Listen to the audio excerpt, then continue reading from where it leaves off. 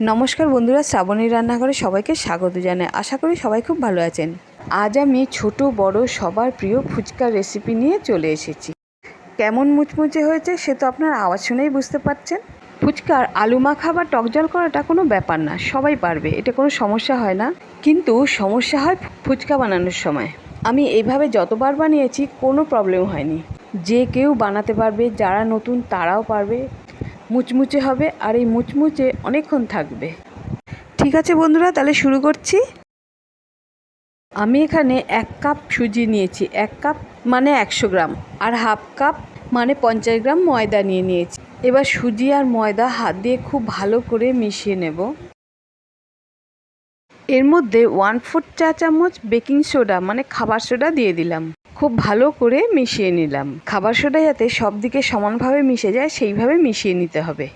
এবার আমি 1 কাপ জল নিয়ে নিলাম, কিন্তু এই জল পুরো একসাথে ঢালবো না, অল্প অল্প করে ঢালবো আর মেখে নেব।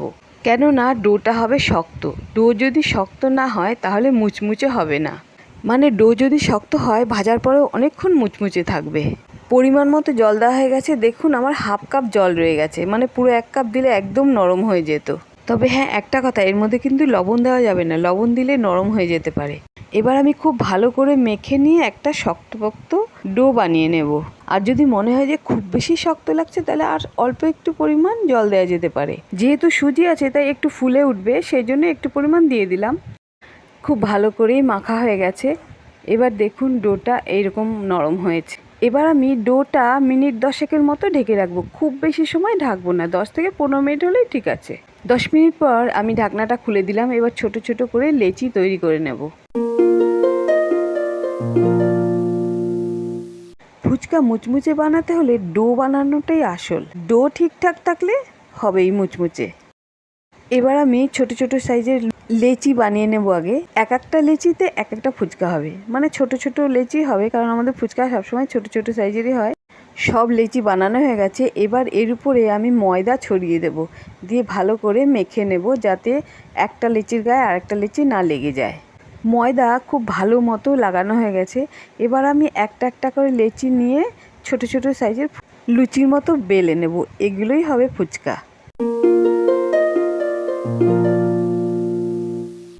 বেলা হয়ে গেলে থালার উপর একটা একটা করে সাজিয়ে নেব।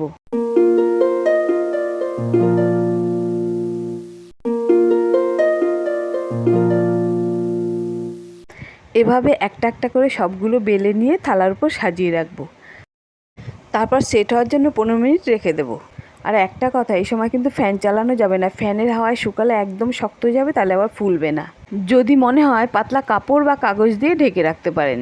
এবার আমি গ্যাসের উপর কড়াই চাপিয়ে দেবো। কড়াই গরম হয়ে গেলে এর মধ্যে তেল দিয়ে দেবো পরিমাণ মতো, যাতে ছাঁকা তেলে ভেজে তুলতে পারি।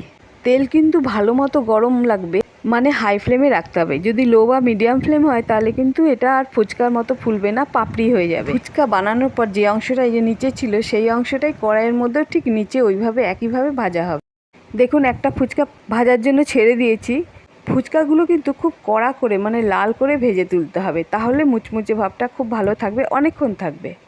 আর যেভাবে ফুচকাগুলো কড়াইতে ছাড়তে বলেছি ওইভাবে ছাড়লে প্রত্যেকটা ফুচকা ফুলবে।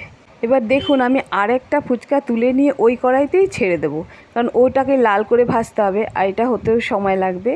এবার লাল হয়ে গেছে, এবার আমি এটাকে তুলে রেখে দেবো। একটা ফুচকা ভাজা হয়ে গেল, এটা আমি তুলে নিলাম। অন্য যে ফুচকাটা ভাজা হচ্ছিল সেটাকে আবার ভালো করে লালচে করে ভেজে তুলে নেব। এখানে আমি কয়েকবার ভালো মতো ভাজাটা দেখিয়ে দেব, তাহলে বুঝতে সুবিধা হবে। আবার দেখুন ফুচকা এর মধ্যে ছেড়ে দিলাম, এই যে সাথে সাথেই ফুলে উঠলো। আবার উল্টে দিয়ে আবার এরপরে আমি এর মধ্যে আবার একটা ফুচকা ছেড়ে দেব। তবে একটা কথা, হাই ফ্লেমে থাকতে থাকতে তেল প্রচণ্ড গরম হয়ে যাবে, তখন আবার ফুলবে না। তখন একটু সময় কমিয়ে নিয়ে, তাপটা একটু কমিয়ে নিতে হবে, তারপর আবার হাই ফ্লেমে দিয়ে দিতে হবে। ফুচকার সাইজটা আপনারা আপনাদের মতো করে বানিয়ে নেবেন। এইভাবে আমি এক এক করে সব ফুচকা ভেজে তুলে থালার মধ্যে রেখে দেবো ঠান্ডা হওয়ার জন্য। সব ফুচকাগুলো ভাজা হয়ে গেছে, এগুলো ঠান্ডা হয়ে গেলে তারপরেও আধ ঘন্টা বা 1 ঘন্টা মতো বাইরে রেখে দেবো, তাহলে খুব বেশি মুচমুচে হবে। থালার উপর খবরের কাগজ বা টিস্যু পেপার দিয়ে নেবেন, তাহলে ফুচকাগুলো ঘেমে যাবে না। এবার একটা শুকনো কড়াইতে মিডিয়াম আঁচে 2টো শুকনো লঙ্কা, ভালো করে ভেজে নিলাম। 1 চামচ ধনে দিলাম, সেটাকেও ভালো করে ভেজে নিলাম। 1 টেবিল চামচ জিরে দিলাম। এগুলো খুব ভালো করে ভেজে নিয়ে তারপর একটা বাটিতে রেখে দিলাম। ঠান্ডা হয়ে গেলে এটাকে আমি মিক্সিতে গুঁড়ো করে নিলাম, নিয়ে ভাজা মশলা বানিয়ে নিলাম। এবার একটা বাটির মধ্যে কিছুটা পরিমাণ পাকা তেঁতুল নিয়ে নিয়েছি। খুব ভালো করে চটকে নিয়ে এর মধ্যে আমি জল দিয়ে দেব। যে যতটা টক খাবেন সেই বুঝে জল আর তেঁতুল একসাথে মিশিয়ে নেবেন। ভেতর থেকে ছিবড়েগুলোকে ছেঁকে তুলে নিলাম। এর মধ্যে এবার আমি যে ভাজা মশলা তৈরি করেছিলাম 1 চামচ দিয়ে দিলাম। আপনাদের যেমন পরিমাণ মনে হয় দিয়ে দেবেন, এটা নিজের নিজের স্বাদ মতো। ভালো করে মিশিয়ে নিলাম। আর একটু জল দিয়ে দিলাম, জলের পরিমাণটা কম হয়ে গেছিলো। স্বাদ মতো লবণ দিয়ে দিলাম। পুরোপুরি তেঁতুল জল তৈরি করার আগে আমি আলু মাখাটা করে নেব আগে, কারণ এর মধ্যে আমি একটু তেঁতুল জল দেব। আমি এখানে 2টো সেদ্ধ আলু নিয়ে নিয়েছি, এর খোসা ছাড়িয়ে নিয়ে ভালো করে ম্যাশ করে নেব।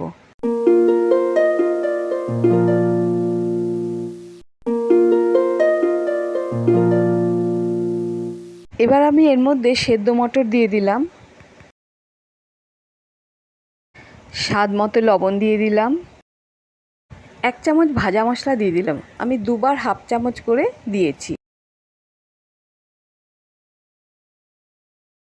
একটা কাঁচা লঙ্কা কুচিয়ে দিয়ে দিলাম, আপনাদের যদি ইচ্ছা একটু বেশি দিতে পারেন। হাফ চা চামচ বিট নুন দিয়ে দিলাম। 2 টেবিল চামচ মতো তেঁতুল জল দিলাম, যেটা গুলেছি একটু আগে। ভালো করে হাত দিয়ে মেখে নিলাম। এবার এর মধ্যে ধনেপাতা কুচি দিয়ে দিলাম, দিয়ে আবারও ভালো করে মেখে নিলাম সম্পূর্ণ আলু। এবার একটা গন্ধরাজ লেবু নিয়ে নিয়েছি। এই গন্ধরাজ লেবুটা সাইড দিয়ে কেটে নিয়ে সেই রস দিয়ে দেবো এর মধ্যে, তাহলে গন্ধটা খুব সুন্দর হবে। আলু মাখা রেডি হয়ে গেছে। এবার আমি তেঁতুল জলে বাকি মশলাগুলো মিশিয়ে দেব।